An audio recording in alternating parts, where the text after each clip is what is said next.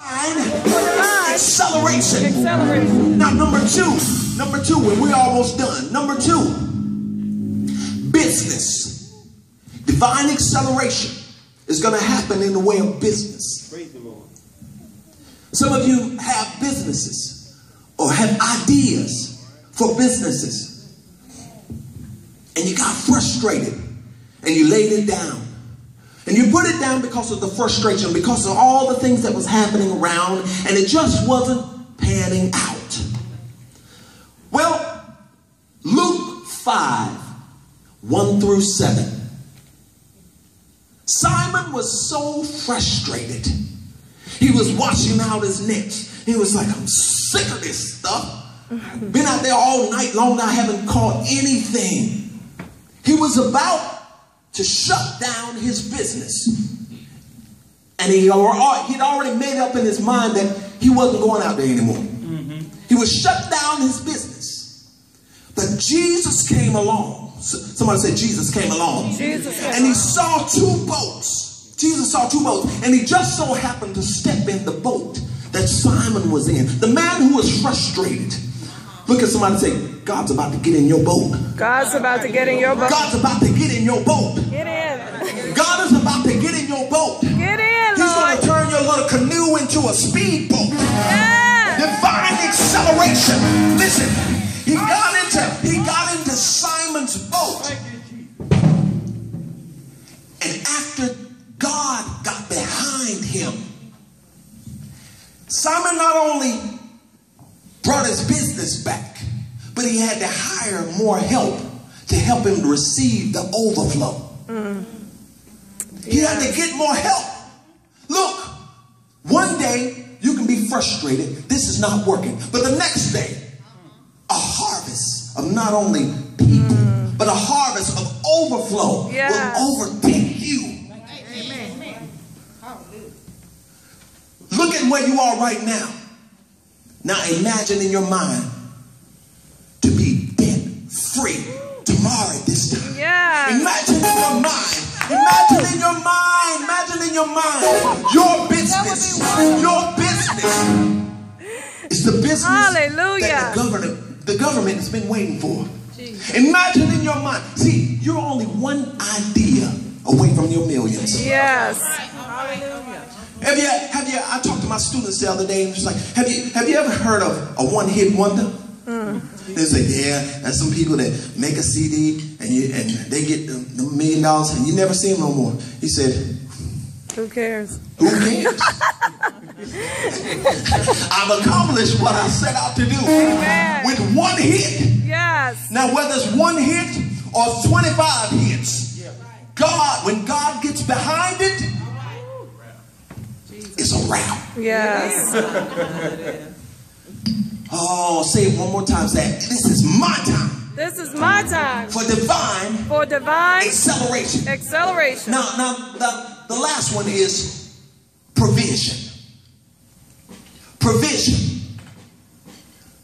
The last one, the third way that divine acceleration can manifest is through provision. Mark 6:37-44. Just write that scripture down.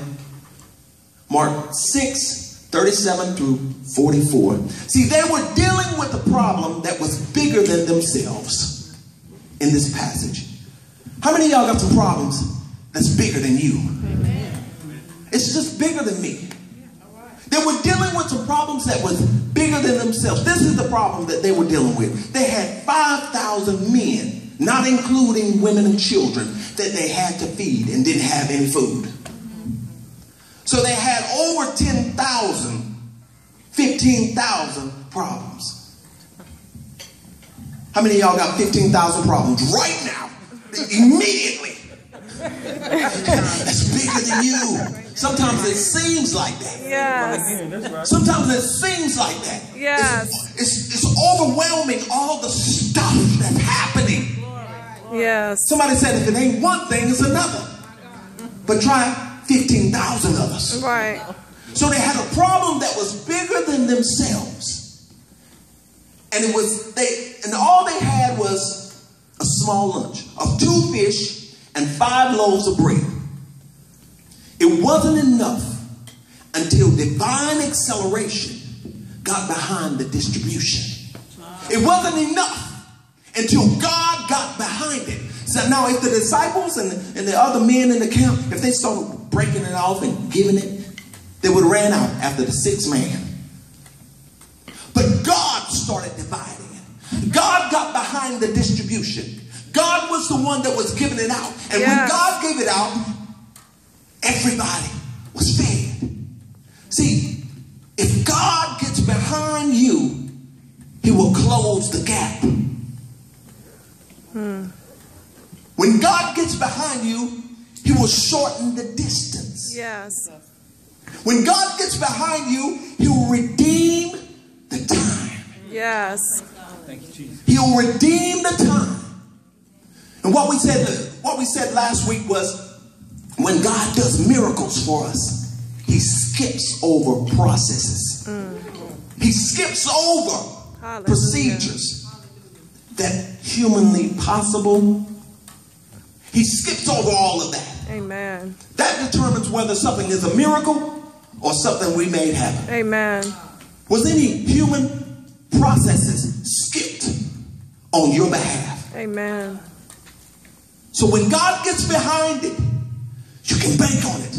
Say it one more time. Say, this is my time. This is my time For divine acceleration. Acceleration. One more time. This is my time. Say it like you mean it. This is my time For divine acceleration. Come on, come on. See, Jeremiah 1:11, and I'm done. I'm about done. I want you to hear this. Jeremiah 1:11. God said, what do you see? Jeremiah said, well, I see a branch on an almond tree. God said, you've seen well.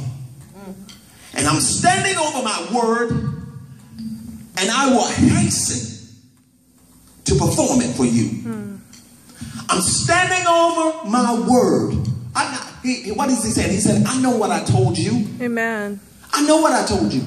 And because you see it, and because you see what I see, I'm going to quickly make it happen for you. I know this is in the way, and I know that obstacle's there or whatever, but I'm going to hasten to perform it for you. God will do that. Listen, when you agree what God shows you in your heart, he hurries to make it happen. All you have to do is agree what he showed you in your heart. When you agree, by opening your mouth and declaring it, have the faith to declare it, he'll hasten to perform it for you. How many need God to hasten? How many need God to hasten? Now let's go back to that first verse we finished. Let's go back to that first passage that we had. 1 Kings 18:41-46 through 46. Elijah said to Ahab, up on your feet, eat and drink, celebrate. Rain is on the way. I hear it coming. Ahab did it, got up and ate and drank. Meanwhile, Elijah climbed up on top of Carmel, bowed deeply in prayer, his face between his knees. Then he said to his young servant, on your feet now, get up, get up. Look toward the sea. He went, he looked, and reported back, I don't see anything. Well, keep looking, said Elijah, 7 times if necessary. And sure enough, the 7th time he said, oh yes, a cloud, but very small, no bigger than someone's hand rising out of the sea. See, Elijah put his, I just want y'all to vision this.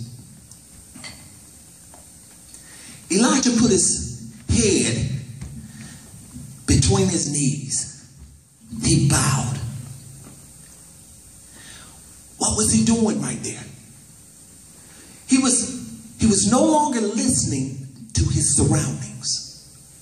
He was no longer listening to what his friends were saying.